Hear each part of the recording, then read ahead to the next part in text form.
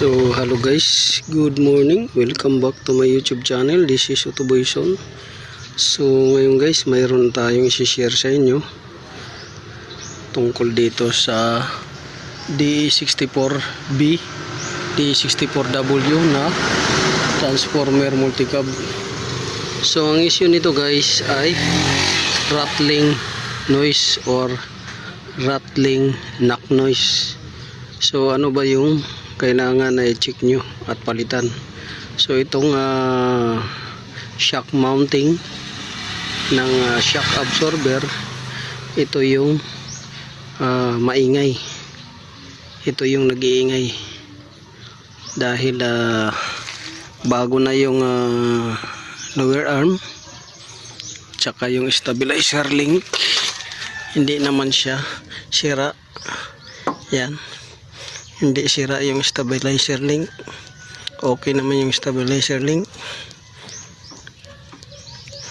Tapos yung lower arm okay rin, lower arm bushing dito, lower arm ball joint okay, at saka ito front bushing okay naman.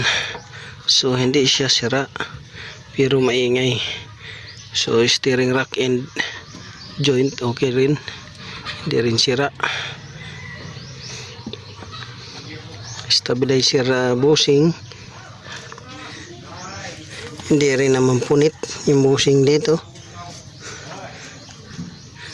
pero maingay.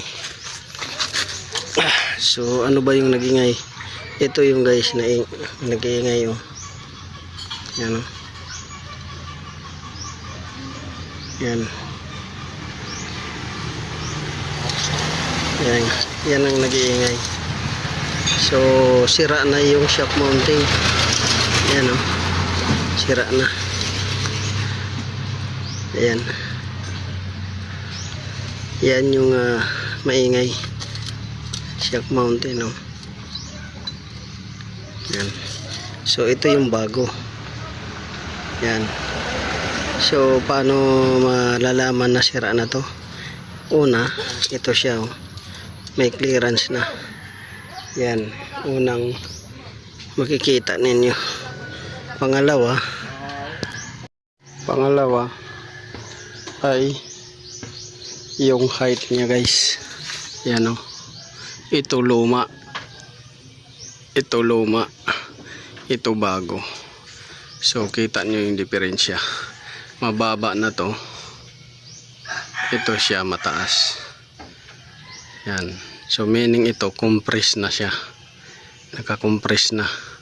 Mapapansin nyo ayan o, pantay sila. Itong luma dahil naka-compress na to, pisa na. Ito siya hindi pa. Ayan o, mataas dito, mataas din dito. Ito mababa rin.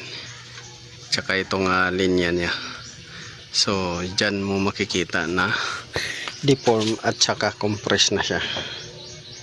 So meaning sira na to, kailangan ng palitan ng bago ito. So yun yung ano natin sa inyo, share.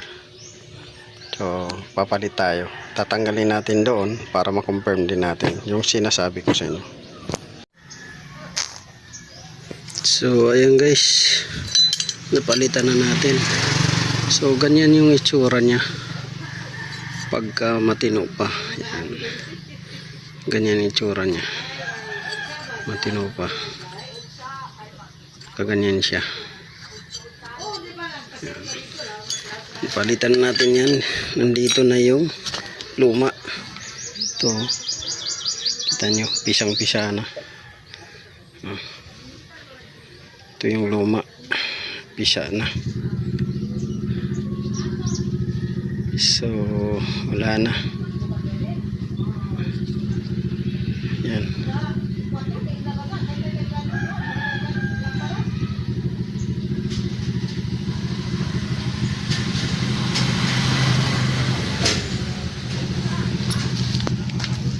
So ganyan yung ano itsura pag nagpalit tayo. So buuhin na natin guys. Okay. Oh, kita mo, pit na pit siya, walang clearance. Kanina may uka dyan. Dito may uka. Yan, wala na.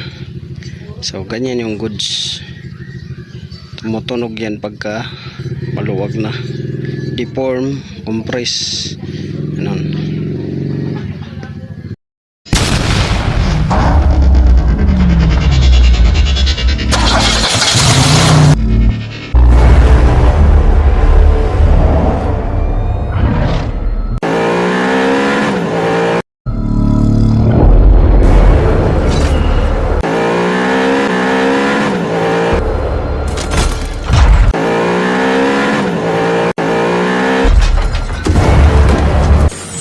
Make